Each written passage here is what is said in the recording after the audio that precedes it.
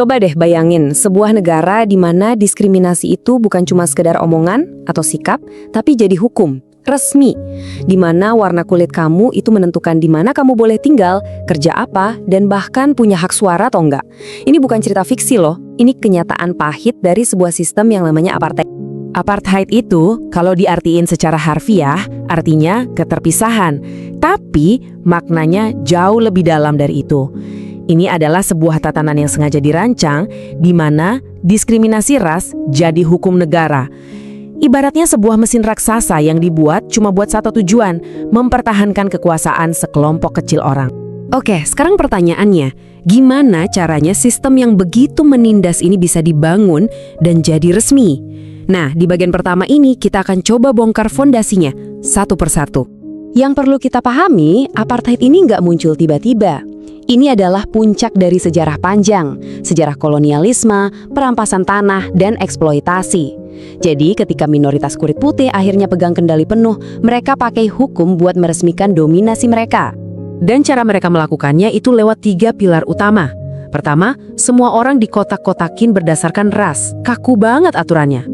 Kedua, mereka dipisahin secara fisik, ditentuin siapa boleh tinggal di mana. Dan yang ketiga, semua aspek kehidupan dikontrol, terutama soal kerjaan, biar sistem ini terus jalan. Oke, sistemnya udah jadi. Terus, gimana rasanya hidup di dalamnya? Di bagian ini, kita bakal lihat dampak nyata dari struktur kejam ini ke jutaan manusia. Apartheid itu gampangnya menciptakan 2 dunia yang beda banget di dalam satu negara. Di satu sisi ada warga kulit putih yang punya hak politik penuh, akses ke tanah-tanah terbaik, dan pendidikan canggih. Nah, di sisi lain, mayoritas warga kulit hitam justru kehilangan hak-hak paling dasar mereka di tanah kelahiran mereka sendiri.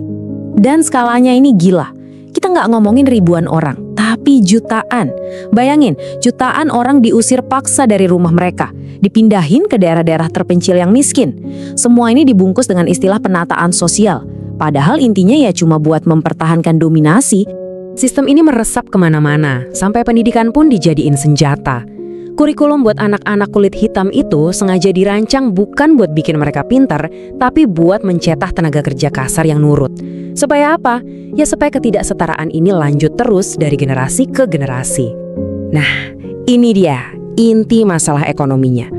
Kekayaan negara yang luar biasa itu cuma dinikmati segelintir orang. Padahal, yang jadi mesin penghasil kekayaan itu, jutaan pekerja, adalah mayoritas penduduk yang bahkan gak punya hak suara dan hidupnya terus ditindas. Tentu aja, sistem yang menindas kayak gini gak mungkin dibiarin gitu aja tanpa perlawanan. Sekarang yuk kita lihat gimana perjuangan melawannya muncul dari 2 arah sekaligus, dari dalam negeri dan dari luar. Di dalam negeri, api perlawanan itu gak pernah padam. Walaupun risikonya besar banget, organisasi politik, serikat buruh, dan gerakan-gerakan warga terus-terusan menantang sistem ini. Keberanian mereka luar biasa. Tapi, rezim apartheid ini melawan balik dengan tangan besi.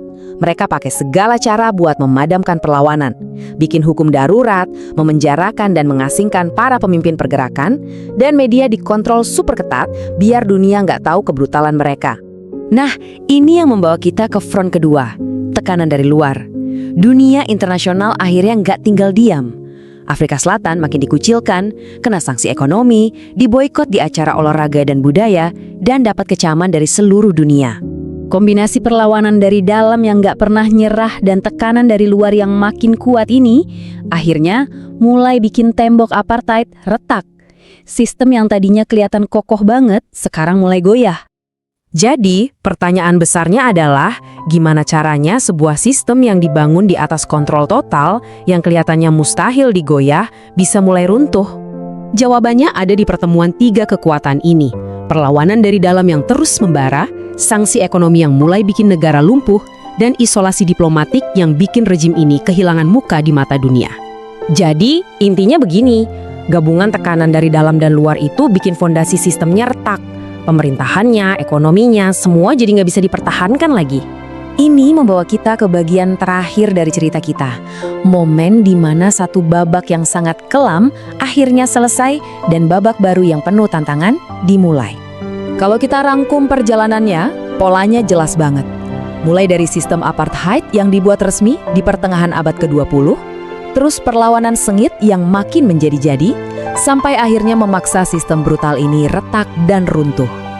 Tapi, ini penting banget buat digarisbawahi, runtuhnya apartheid itu bukan berarti ceritanya selesai dan semua langsung bahagia. Bukan. Tapi, itu adalah akhir dari sebuah sistem hukum yang jahat dan jadi awal dari perjuangan baru untuk membangun sebuah bangsa. Kutipan ini pas banget buat menutup cerita kita. Runtuhnya apartheid itu membuka jalan buat babak yang paling menentukan. Perjuangan yang panjang dan sulit buat membangun negara baru yang setara untuk semua warganya. Dan perjuangan itu meninggalkan pertanyaan buat kita semua, gimana caranya sebuah masyarakat bisa pulih dan membangun kembali setelah dipecah belah sedalam itu.